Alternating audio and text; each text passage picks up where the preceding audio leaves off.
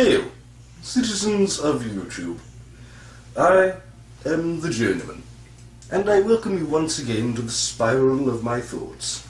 Today is Independence Day here in the United States, the 4th of July, a day for festivities, celebrations, fireworks, for a minor bit of American-style pomp and circumstance, a day in which we Americans, and yes, I can include myself amongst them, can state clearly, as a nation, that we are proud to be free and independent. However, are we truly free? What are we free of? What is our independence? Originally, this day was set forth in history in order to celebrate the fact that the American colonies had won through the Revolutionary War the independence and freedom, their sovereignty, from their mother country of Great Britain, from the British Empire. And it was a historic event. A new nation had been founded. However, that is not to say that it was a new country altogether, because there were indigenous peoples here. When you are setting off your fireworks and your sparklers, your rockets, your Roman candles, your flares in the sky of sound and lights and brilliance, think on this. There were already people here. And what happened to those peoples? They were slaughtered, driven off of lands that had been theirs since time out of mind. Entire bloodlines, entire family histories wiped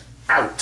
Families destroyed and led to ruination. Is this something that we should be proud of? We should consider the entirety of the history if we're going to celebrate the history itself. Consider what occurred, what happened to the Native American clans and tribes who claimed this land as their home. But they did not claim that they owned it. There's a wonderful Seneca Native American saying, which is, who can own the land? We may borrow from it. We may take of it. We may beseech its spirits to grant us life. But no man can own a tree, nor can the tree own a man. That which we take, we would be wise to replace, that it may be replenished and revived, renewed, so that the soil, the earth itself that we trod upon and place our homes upon, may be renewed and may stay vibrant and beautiful.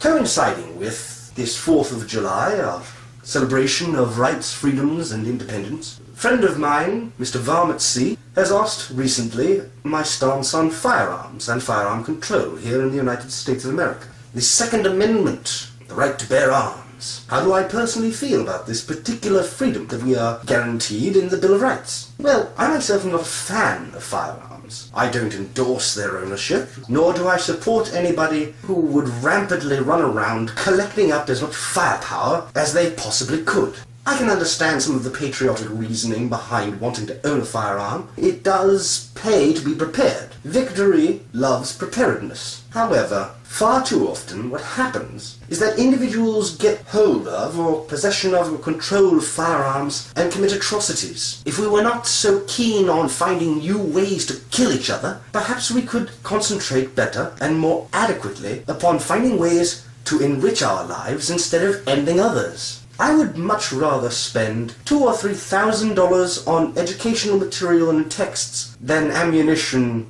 and K-rations. I understand there's a certain mindset here in the United States of individuals who are militiamen, who band together in compounds and preserves so that they may be ready for the oncoming apocalypse as they see it, or the oncoming revolution against the United States government. This is madness. There is no good reason to have enough weaponry to supply a small army. If you truly wish to have a firearm, a rifle, a shotgun, or any other sort of firearm for personal protection, please keep it minimal. Think about it. Do you really need 1,000 rounds of ammunition if you only have one rifle? What are the odds that you're going to need to stockpile that much munitions in the event that you have to defend your own home? Who are you defending it against? Honestly, think about these things practically. If there is a quote-unquote rebellion or revolution in this country, and the citizenry must defend itself against its armed forces, what chance do you really think you have against trained military personnel? Don't worry about trying to take on the United States Army. Worry about trying to defend yourself and your family against raiders and looters. And guess what? You don't need an M16 to do that.